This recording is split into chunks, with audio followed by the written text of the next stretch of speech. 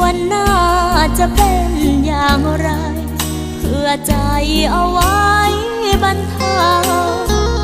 ขอเก็บเศษรักจากอายยามไม่มีเขามาอยู่ใกล้ๆคลายเงาเป็นเงาทุกก้าวเดินไป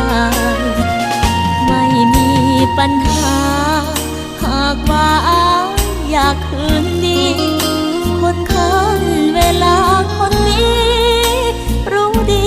จะทำอย่างไร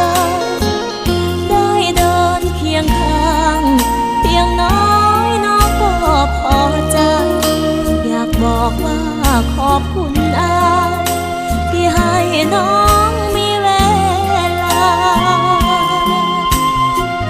ถามใจกี่ครั้งก็ยัง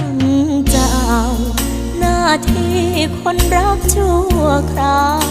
เพื่อเขานั้นไม่คืนมาหวังว่าสวรรค์คงรู้ในเจตนาเปิดทางให้คันเวลาเพื่อวาสนาเป็นใจ